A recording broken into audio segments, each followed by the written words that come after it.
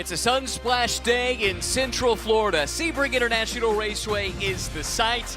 JT World Challenge America, powered by AWS, is the series. Weekend number 3 of the 2026 season, and it comes to an American Classic. Hello, my name is Ryan Marine. Calvin Fish is alongside. It's a pleasure to have your company here for qualifying for today's 3-hour endurance battle that will go into evening hours later on today, and that's in part to avoid these conditions. 93 degrees in the air, track temperatures 122 degrees. Some drivers have been reporting temperatures in these GT3 cockpits in excess of 140 degrees Fahrenheit.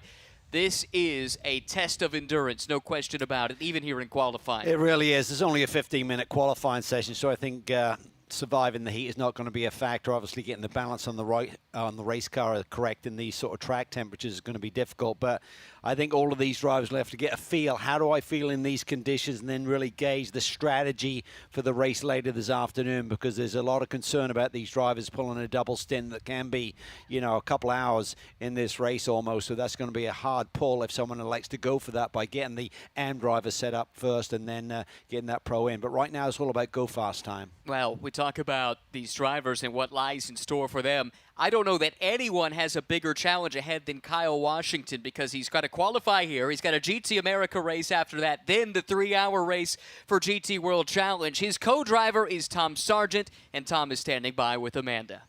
Oh, Ryan, you absolutely just took the words right out of my mouth. We were just talking about Kyle Washington's day, and even on the fact, Calvin, as you were just saying, that it will be the AMs that start this race when it is the dead of heat still here at Sebring.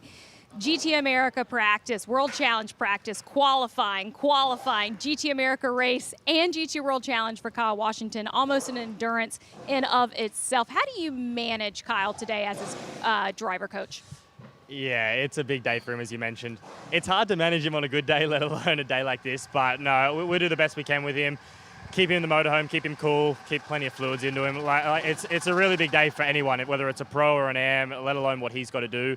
It's tough. So we did our best over the past day and today to kind of manage him, just give him the minimum amount of laps he needs just to make sure he's good and just keep him fresh for this afternoon, because it's big job. He's going to do a GTA race and then back straight in for start for the GT World Challenge race. So it's a lot for him, but I have confidence. Your lap times are looking great around here. I saw some of those practice times. Are you keeping up with those GT Academy points? It's been a good start so far. We seem to be decently quick. Unsure where we're going to stack up, but I mean, it's a good start. We'll do the best we can. It's still early in the season for the Academy points, but I mean, every point we can collect is good. Guys, I did see Kyle Washington in the Drivers Paddock Club after the GT America qualifying. He was pumped up, putting it on that front row. See what he can do here today. We will very, very shortly, in fact, as he gets strapped into the e-Boost car, GMG Racing, the team. And it is a massive undertaking for him, that's for sure. We often talk about the fact running both series, that's an advantage. You know the track, you get in your rhythm, you know the conditions, but man, this weekend, that is a real tall order. Yeah, just the way it lays out. We've got qualifying right now. Then he jumps in the GT America cars we've already reported, and then immediately starts the race at 5 o'clock tonight. So it's a big, heavy pull, but he's super fit. He's a super strong man, but this is going to be an endurance test of the severest level. Race winner earlier this season in the season opener at Sonoma. Let's talk about this venue. I mentioned it earlier. It is a classic, opened in 1950, 3.7 miles around, 17 turns, and those bumps. The bumps. As Sebring respect the bumps. They're always going to be there. That's why we love this place. It's got so much character, so much history here over the years. When you look at the layout of the circuit, some really great rhythm sections to it. 2 really important corners are turn 17, the final one, Sunset Bend. That'll be a factor late in the afternoon when we get to race time. So many bumps through there. It's an adventure every time. Turn 1 is really, really tricky there. It's really high speed, blind through the entry of the concrete wall, and then it really tightens up after that. And take note, this is a slightly different configuration, but you might have noticed start-finish was actually on the Ullman Straight. It listed turn 1, that's typically turn 17. There's an alternate start-finish line that's used in all the sessions prior to the race itself, and that's to allow drivers to set times and then immediately come to the pit lane, keeps the session moving along. So anyway, that's something to keep an eye on, that you'll see the lap times start to click away before they actually get to the traditional start-finish line here at Sebring. Got some great looks for you. Of course, great camera positions all around the track, but some onboard footage as well. And let's take a look here on this warm-up lap with Derek DeBoer, Random Vandals Racing in their BMW. Yeah, he's just warming things up right now, just gradually easing into the brake pedal. Make sure you don't get a little lock up and a little snatch of the brakes when you get down to this really tight corner. It's about 45 miles an hour through that low speed turn 7. A lot of action in terms of overtaking opportunity. Then you come through this rhythm section here. This is called Fangio, that left-hander that they're just sweeping through. Then another really good overtaking opportunity is right here into turn 10. This is 13 actually. This is Tower. Saw on the screen a second ago, Cal, that JP Martinez already has a penalty coming his way. Ran afoul of the pit lane speed limit. Maybe pressed that button a little too soon or forgot to press it, was in the wrong gear. Any number of things could happen, but he'll have to make a trip to the pit lane, stop in his pit box, and go back out. And that could put you behind the 8 ball in these relatively short sessions. Little bit. Shouldn't be too much harm because he's really not got the tires in the sweet spot, so it's just a momentary stop and go, loses a little bit of time on the racetrack. Could factor in at the end if you're like close to being able to get an extra lap in or not, so we'll have to see how the back timing works on this. But he's certainly fired up. Martinez knows this racetrack very, very well. Home circuit, of course. Yeah, knows it extremely well, like you said. So does his co-driver, Jan Halen, who is a Belgian by birth, but has been living in Florida for a long time and has a rich history here at this track. And don't forget that RS1 team, well, they were just celebrating a race win a moment ago in Pirelli GT4 America competition just before this session. So whether it's a GT3 car or the GT4, that is a team to contend with, and it's a Florida-based team too, so they know the track extremely well. Here's the man we were talking about off the top, Kyle Washington, trying to win some kind of Ironman award that doesn't exist yet, but it might at the end of this weekend. Here's JP Martinez taking the drive-through, stop and go rather, as you would expect. But yeah, Kyle's marathon day, it's already started with a couple of practice sessions earlier today and now into qualifying. Jason Dascalo's here.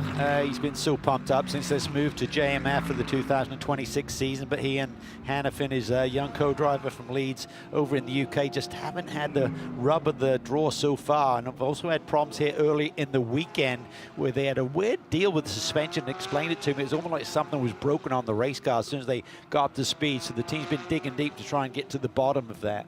Michael Clark also dinged for speeding, and it must have been a big one because it's not just a stop and go, but a stop plus 60 seconds. So 1 minute spent idling in the pits. And remember, these laps here up around the 2-minute range, and it takes quite a bit of time to prep the tire appropriately to get it in the window to push. One thing to keep in mind, though, is this is a 2-stage qualifying format, so each driver, it's a 2-driver format most of the season. Each driver has a part to play. You average the best time from Q1, driver 1, to Q2, that's driver 2, and it's that combined time that sets the grid for the one race coming up this evening. Yeah, and that's so important. I think the stop and go for the Martinez car, not a big drama, but stop and hold for 60. That's not great for Clark. He's got to really get back out there and find a rhythm, and hopefully this session goes green as well. There's always the chance of a red flag with someone having an incident and suddenly you don't have any time left on the board.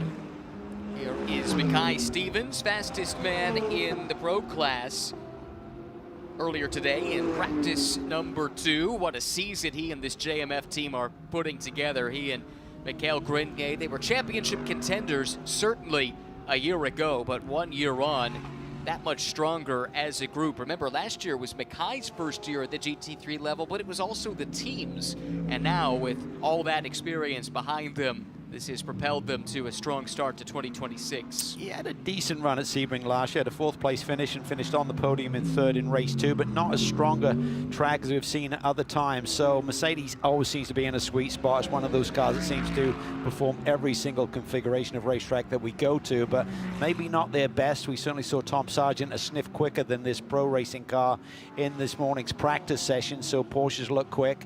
Let's see if anyone can challenge this too, but they've got such a strong driver pairing. They're going to be awfully tough to beat here this weekend and for the championship, going for 3 on the bounce. Exactly. Wins in each of the first 2 races, poles in both of those races as well. The only thing that really threatened them were 2 penalties late in the race at Circuit of the Americas. One led to a drive-through, the other a time penalty. It did cost them an overall win, but the good news is that doesn't really matter for points. They still were able to hang on for the lead and the win in their class 2 weeks ago at COTA. Yeah, and if I reflect back to that race, I mean, at COTA, yeah, it was in the 80s. We had some cloud cover come race time. Mikel Grenier looked absolutely wiped. So that's really a precursor to what I think we're going to see here later in the day. I think we're going to be seeing some drivers literally dragged out of their race cars. Well, some teams have talked about the fact that it's going to be grueling to ask drivers, pro or am, to double stint in these temperatures. But if you want to do it, the consensus I've gotten, strategists will say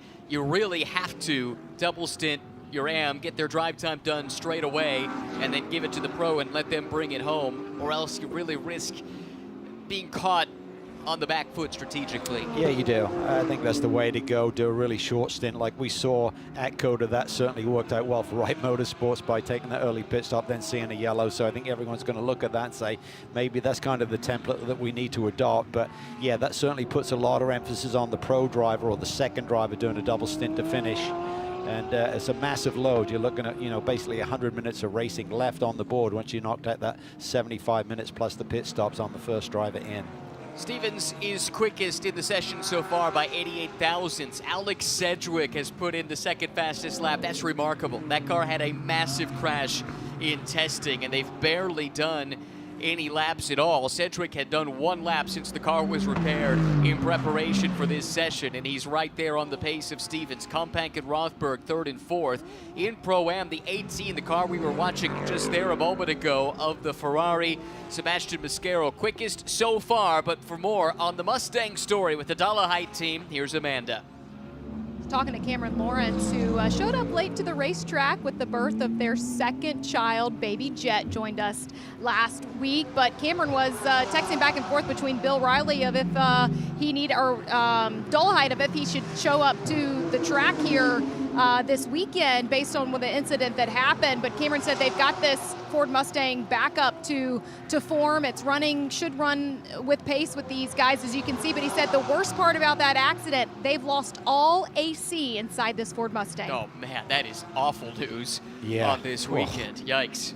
That is really tough, but what a performance. I mean, really did very little practice time, showed up late in the session, and immediately Cameron Lawrence laid down a lap that was really strong, and Sedgwick's got a great run going here. Just went purple in the first sector, by the way, on this lap that he's got going, so potential threat for the pole. Might have caught some traffic, though. That middle sector suffered accordingly, so don't think this is going to be the magic lap for the young Briton, who has reinvented his career here stateside in recent years.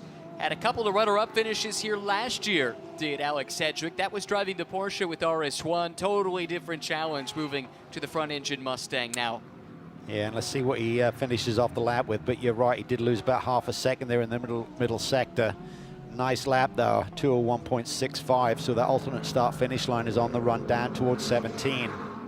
And he hits the pits. So maybe they're electing just to try and keep these tires in the best possible shape. It's a really solid lap for them.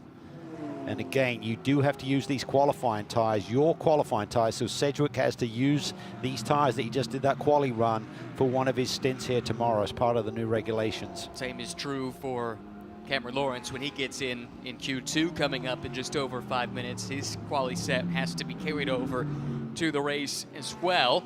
A look here at the TR3 cars. We go red with just over 5 minutes to go. That's what I said about Michael Clark in terms of having that issue. And this Frank Depew, I believe, had a quick spin there coming out of turn 16, it looks like. Still relatively new with this GT3 experience. Debuted the car at Circuit of the Americas. Had a few technical issues there, but Rob Nadell spoke to him yesterday. He's Frank's teammate. Kind of leads the charge there from a team management standpoint for this group as well. Just said we're learning. We did test here, did a shakedown. He's kind of got almost high-sided there on this curve, so I'm not sure if he's not able to move. A great spot to be in, but certainly all of the teams will have alerted the drivers on the racetrack there's a car facing the wrong way on the exit of 16. It's one of the cars that's carrying an onboard camera for us. See if we can figure out what happened. 14, 15 is going to be the next corner. that we're looking at coming out of here. Lost it really early in the corner. That was bizarre.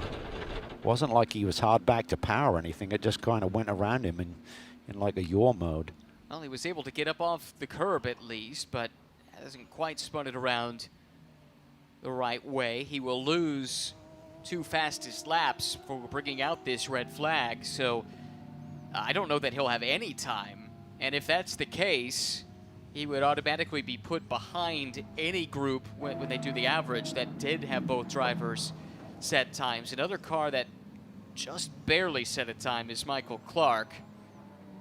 It's a 4-minute lap, so that's not something Colin Brown, his co-driver, is going to be able to overcome. I wonder if they immediately start thinking about tire conservation. Yeah. Go out, do a lap, so at least you start ahead of the 71, but look after those tires and make sure you've got them as fresh as possible for the race. Frustrating, but that's got to be the way to go. There's no point in putting miles on those tires. You're not going to move up the grid. It's a combined or average between the 2 drivers' runs there that sets the grid spot. So we forecast that for Michael Clark, just the fact it wasn't just a stop and go. It was a stop and hold for 60 seconds. Could backfire on him if there was a red towards the end of this session. And for everyone else out there, it's going to be tough to get this car recovered. I think we're going to be out of time. We'll see if race control puts anything more on the clock or gives teams one chance at a flyer, but even then it's hard to just instantaneously get the pace out of the car. Let's look and see who might be out of position because of this. I'd say Kyle Washington is one that I'm not sure we saw his best, down at 15th overall, 10th in class. Yeah, he's a good couple of seconds off what we anticipated from Kyle at a 205.1. I expect him to be in the low 3s, 2s possibly.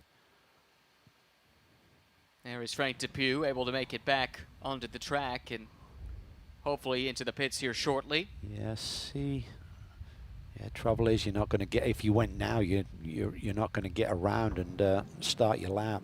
Yep, checkered flag is out. They saw the same thing you did. The math just didn't add up to be able to get another flyer in, and it is a jam-packed schedule today, so it's not like you could just add time to the session. This is why, I mean, everybody knows you got to get out, put your lap in early, because there's always this risk, and for those that did, Stevens and Sedgwick in particular in the pro class, and then Brayton Williams late in that did jump to the top in Pro-Am. Daskalos again, another great start to their qualifying. That's not been their problem. They have had pole in Pro-Am in both races. They just haven't put 3 hours of racing together, and looks like he set the table nicely for his teammate Lorcan Hannafin. He has, but a good rebound because they really struggled through the first practice and test sessions here this weekend to get to the bottom of that technical issue. So I would assume that JMF have figured it out, because really nice lap there for Jason to line up second in Pro-Am at the moment.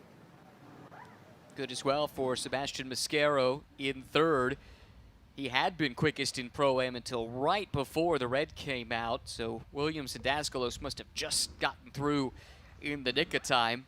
Mascaro running a partial schedule here this year. Talked to him, and he was quick to say, yeah, we're doing a lot of work to make sure this car is as comfortable as possible in the heat. They know they need him to knock out his 75 minutes early to use that optimal strategy for today's race. A look at the results here after qualifying session number 1. Kai Stevens, the quickest. Sedgwick, though, amazing job by the Dollarhide team to put them in the ballpark, given the fact that car was in pieces and they missed the better part of 2 practices. Yeah, and he got traffic in the middle sector there on that lap, so he could have definitely been a threat there for the pole. Amazing. Hey, of course, so they've had their mechanical woes this weekend. Power steering problem and a drive shaft, both in a couple of different sessions that they had to work through. But Matias Perez Compact, they're in 3rd place ahead of Rothberg and McCann. TR3 is Brayton Williams, JMF's Jason Daskalos, and then Triarci with Sebastian Mascaro. Top 3 in Pro-Am with Martinez and Musial rounding out the top 10 overall. Fastest driver in that session was the Rapid Mackay Stevens at 201.333, and Amanda has caught up with Mackay. And there's a thumbs up from Mackay Stevens down here from JMF Motorsports, and you called it a wild ride. Why? Because Sebring is so unique. That's why we love and hate this place all in the same sentence. But it ends with a great deal of love and respect for the circuit and everybody who dares to drive around here. So it always has something to share with you, always something to learn. Thank you, Mackay. Guys, quickly, I did see Jason Daskalos talking to Mackay Stevens before that interview. I asked him about his race car. He said, I think it's fixed. Fingers crossed. That would be good news for sure. And the pace in that session seems to back that assertion up. So we'll see what Lorcan Hannafin can do with it here in the second leg of qualifying. But always great to hear from Mackay Stevens. Cal, 34 years old, from the Chicago suburb of Evanston. Deep thinker, quick race car driver, dangerous combination for the opposition. I always love his interviews. He's always got some wise words and puts it in great perspective. But I don't think they really got close to what they were potentially going to be looking for. I mean, the fast lap this morning was a 2:05 and 2:01.8. So you would expect on quali trim, relatively low fuel, that they'd have been trying to think about maybe getting into the high 59s even, 159. So we'll have to wait and see in this second session if we get a full 15-minute session where some of the driver number twos can threaten that mark. I agree with you. I don't think we were at the point yet where teams were really putting flyers in earnest when that red flag came out. I think it was just about to start, in fact. So consequently, we do have a few kind of outlier times. And for, again, Kyle Washington, I'll bring him up again because we saw great pace from him earlier in the weekend. That's a 2:05 that now Tom Sargent is going to have to try and overcome just with that average. And it's going to be very difficult to make any meaningful headway with a 2:05 as the first time. Anyway, back down to the pits and Amanda. What an effort of turnaround for this team. And you were behind the wheel of that scary incident. How much of a relief and how much are the shoulders dropped for this team? It's huge. You know, it's nice when the car stops all the time, so that helps a lot. But a huge effort by everybody. They didn't go home last night getting the car ready for today, so we snuck, you know, maybe 4 or 5 laps between Cameron and I at the end of practice. But going in with very little information is huge. So, you know, yeah, really proud of everyone, really happy, and yeah, carry it on in the race now. No AC? No AC, unfortunately, so it's going to be a hot one. Don't get hot days like this back in Warwickshire, I think it's safe to say. No, but remember, they did the single stint strategy at Sonoma and held on for a really nice podium finish. So with the equal pace kind of between those two drivers, they seem pretty evenly matched. Maybe they can elect to do that again and keep both drivers fresh. It's a good point you make, because when we're talking about the need to double stint your first driver, that's really true in the Pro-Am class, where you start your less experienced driver. In Pro, it is worth noting in North America, you have to carry a silver-graded driver as part of your lineup. Then you can have a gold or a platinum as the other, but there must be a silver. So you would think there could be some differences in the different lineups between the ultimate pace of driver 1 and driver 2, but for the teams that have two drivers that are very close together, that opens up your strategic options. Yeah, and I think the two cases would be the 6 car with Sedgwick and Cameron Lawrence, Mackay Stevens, Mikkel Grenier. They could elect to do that based on what we saw with Grenier at the end of Coda. I think for the 12 car, Shandov's, I mean, Perez Compact's been pretty quick, so he may be able to hold up that end of the bargain as well. You'd have to think that Foley and Rothberg, they'd be thinking that Foley's pace would mean that to have a shot at having another podium on top of what they had at Coda, they need to get Robbie in for a double at the end. And Vanier and McCann, I'd say Vanier, they'd probably want to go the same direction. So I say the top two on the grid right now could elect to do singles, and I think everyone else in Pro would probably do the other strategy with a driver doing a double at the end. I will say this, in the Pro car from AF Corsa, it was Matthias Perez Compact that did that car's best lap in the second practice session.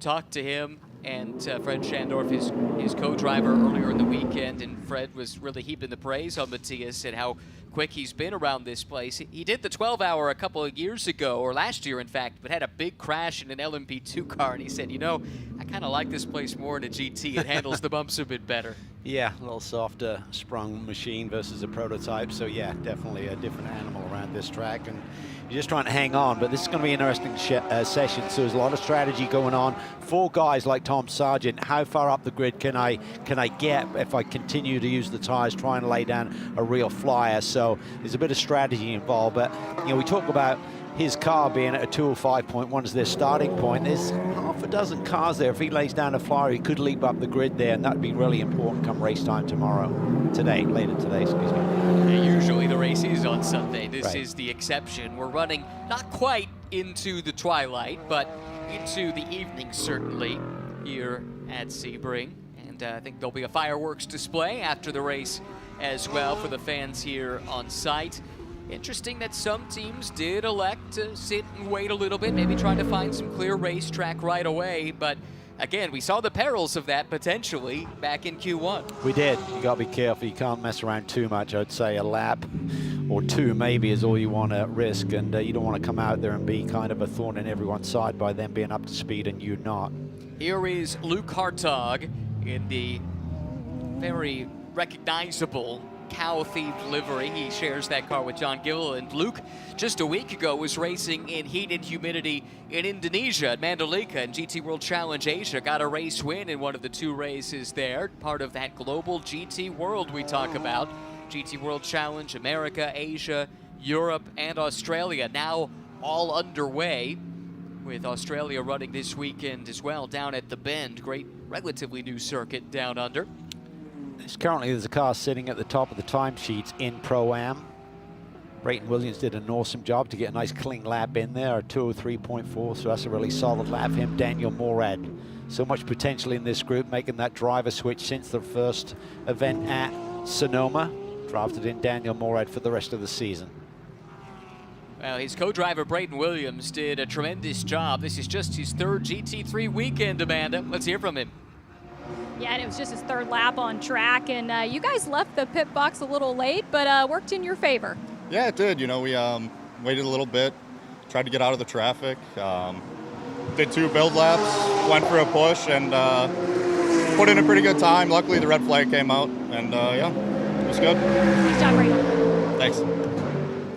Understated. Does his talking on the racetrack. Doesn't come in with just this massive CV and do a bunch of karting or anything like that, but has raced at the club level the last few years. A lot of testing as well with the TR3 team behind the scenes in preparation for this. Yeah, and he does a lot of work down in Miami at the Concourse Club, so he's used to conditions like this. Certainly it's even further south here in Florida, so hopefully he's conditioned for the race that we're going to experience here later this afternoon. But a really solid run, just got a nice clean lap put together. Probably not the ultimate lap, but compared to everyone else, super strong. On board here, Zachary Vanier, the Canadian with the McCann team. Just feeling his way over those bumps.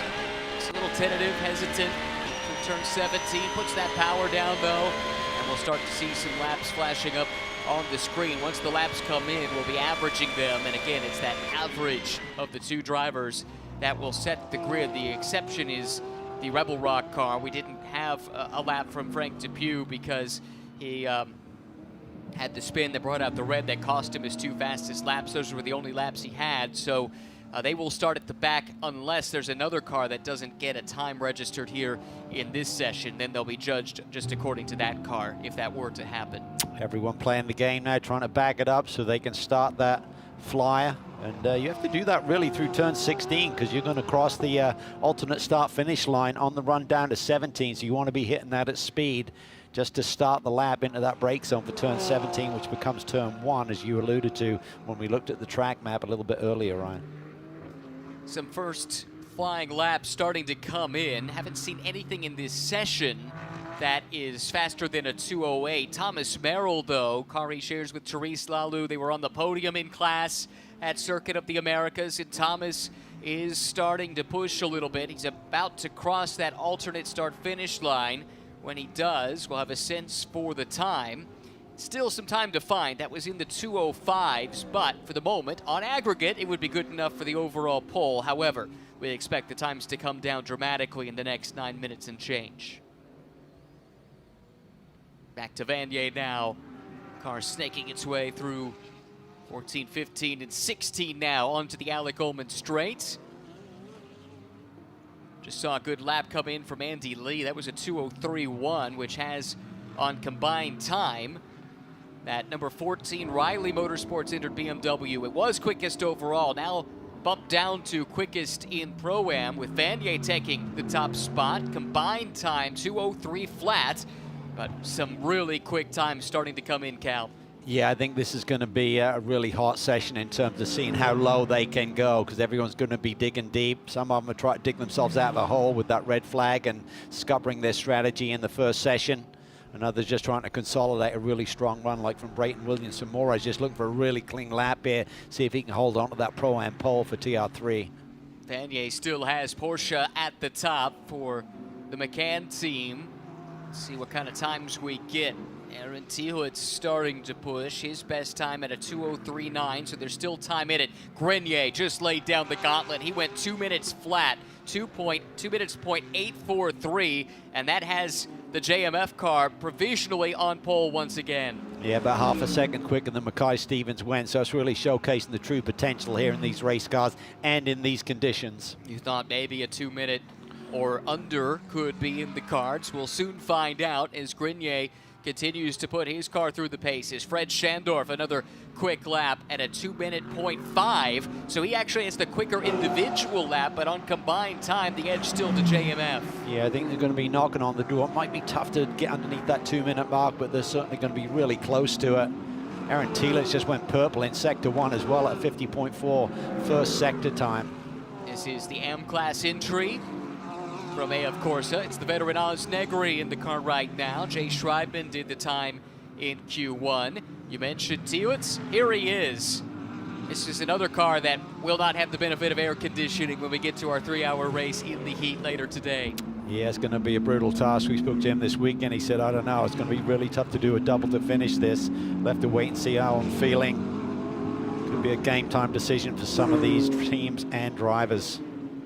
Car and drivers have been fast this year, but only 1 point to show for it through the first 2 races. And as we've talked about this year with the change in format, just 1 race on a weekend, only 7 chances to score points, down from 13 a year ago. And when you've dug yourself a 42-point hole, that's tough to get out of with only 5 races left, including this one coming up tonight. Let's look at the qualifying here. Foley on a flyer. Goes up to first in the session, but third on combined time. It's still Grenier and Schandorf, first and second for JMF and AF Corsa on the combined average times. Yeah, 2 minute .517, so just a snick quicker than Freddie Schandorf. So Grenier, does he have anything left here? We talked about Mercedes. It's been so dominant, and I hate to say are struggling, but 3/10 off the fast times here right now. Super tight, though, in terms of fast times in this session. Foley is the quickest, but only by a few hundredths over Schandorf. Watching Teowitz here. This is a Pro-Am class car. Aaron's most recent lap actually is even faster than any of the Pro class cars in this session so far. But again, the average only good enough for 7th overall. Yeah, so he's got the fastest lap right now of the day. Both qualifying sessions. Let's see what the 6 car can come through with here. Q2 lap kind of mimics what his teammate did at a 2:01.6 for both drivers so far. So we talk about being evenly matched. They're separated by just a couple of hundredths in their respective quali runs so far, but Cameron's got some time left. Cameron doesn't need to find much, though.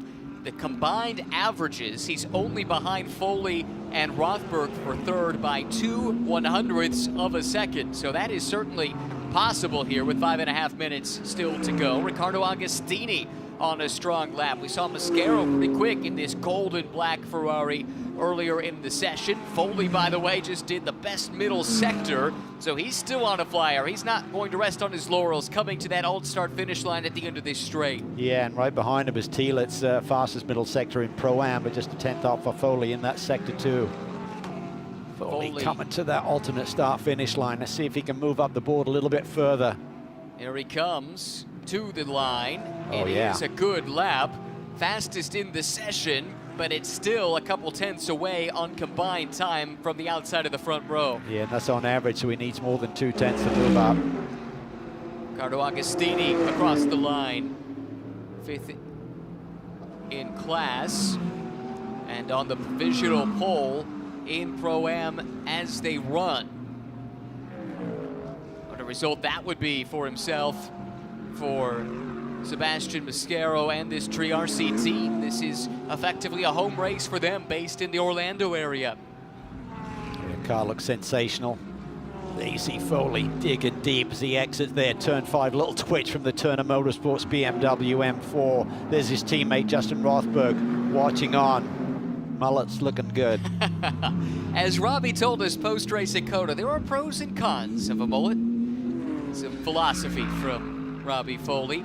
By the way, a couple of cars playing the tire strategy game, I think. Colin Brown, as we anticipated, given they didn't get a representative lap in that first session, didn't really set one here either, just set one so that at least they would be ahead of the Rebel Rock car, preserving these tires for the race. Same as well for the Kelly Moss car of Riley Dickinson, it looks like. So those two will be coming from the back, but they hope with a little more rubber to work with. Yeah, and you have to wonder about Grenier. They know that they got a really handy sort of 3/10 margin on average, so someone's got to pull a real rev out of their hat to threaten that pole position. So maybe Grenier's just not pushing, just try to save his tires for the race this afternoon as well. Now, what can Tom Sargent do? He has been one of the stars of the season so far. Hard to pinpoint another driver that has had more outright and obvious single lap pace that Tom has across all three classes. Right now, that car that Kyle Washington qualified earlier is 12th. That is a little bit down the order for the Pro-Am, as we speculated, because again, we didn't really see the best out of Kyle before the red flag came. Yeah, and Sargent's about 4/10 off his practice time here this morning. Let's see what he can finish off the lap with. He was personal best in sector 1. Decent middle sector. This could threaten his best lap so far. Right now it sits at a 2:08.852. There he comes. Yep, proves it by about half a tenth or so. Good enough for a spot, Yep. Just barely ahead of the RS1 car. And I think there's one more spot he can potentially get to. I think he's going to struggle to go any deeper than that, I think. So he'll dig deep here. So if he can find a couple of tenths, that could leap him up one more spot for Kyle to start the race with. He's got time potentially for 2 more laps if there's enough pace left in the Pirelli P0s. Meanwhile, Mikel Grenier has said enough's enough. He's in the pit lane. Fred Schandorf was there a few laps ago. Robbie Foley too, content it would appear to start on the inside of the second row. That car is in the pit lane. The Mustang of Cameron Lawrence is still pushing and doesn't need to find a whole heck of a lot to jump at least one more spot. Yeah, it doesn't seem like he's kind of bottomed out. He laid down that 2:01.62 early, just a couple of hundredths quicker than his teammate, and hasn't been able to force it any further. I think with Grenier, he just wanted to get a solid lap in and just leave it at that and save the tires for later. Hannafin there, the 27 cars, so JMF will have 2 front row cars in the respective classes, it looks like. Be the first time, though, that Daskalos and Hannafin have been denied pole position in this admittedly still young season. They were perfect 2 for 2.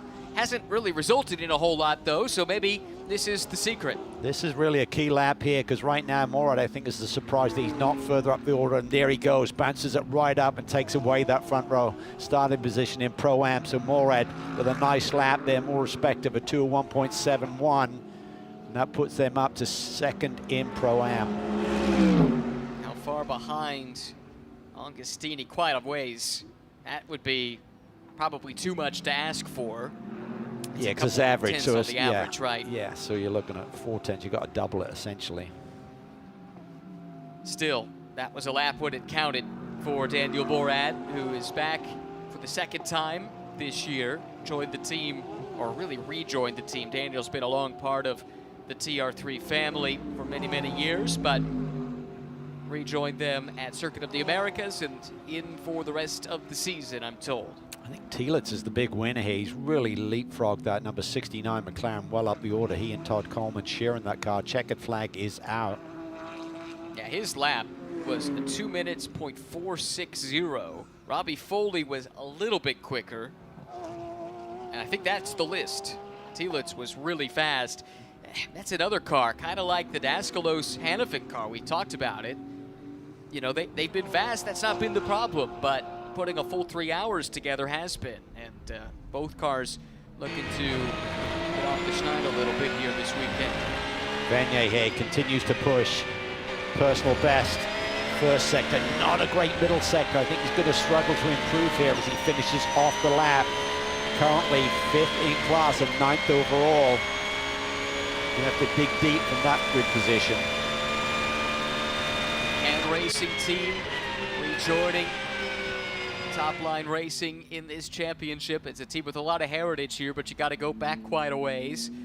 Looks like they'll start no better than 9th. Here comes Morad's on a good one. Yeah, he is, but is it good enough to get the provisional pole in class? No, but he does get closer. That was a great lap from Daniel. Yeah, really good lap.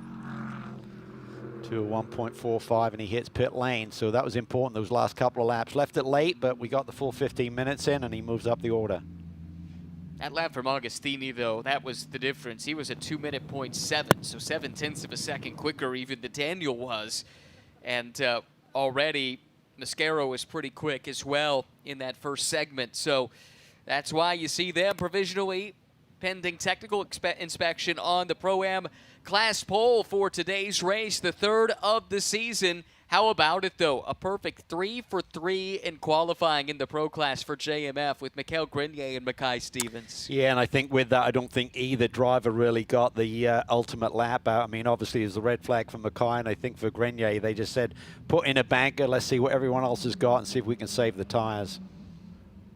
Now the teams head back to the paddock, and frankly, there's not a ton of time to get these cars turned around and prepped to go racing for 3 hours. Well, they got to sit on the grid in about 90 minutes, so yeah, it's a lot of work for these teams today. And for Kyle Washington, straight into another race car as well. He's got a GT America race coming up in not very long at all. A look at the combined results here after qualifying.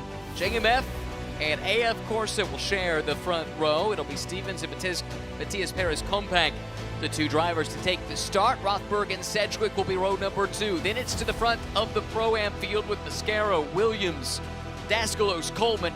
They're the top 4 in the class. McCann with the 5th placed car in Pro down at 9th overall. And Dave Musial Jr., what a weekend they had at COTA.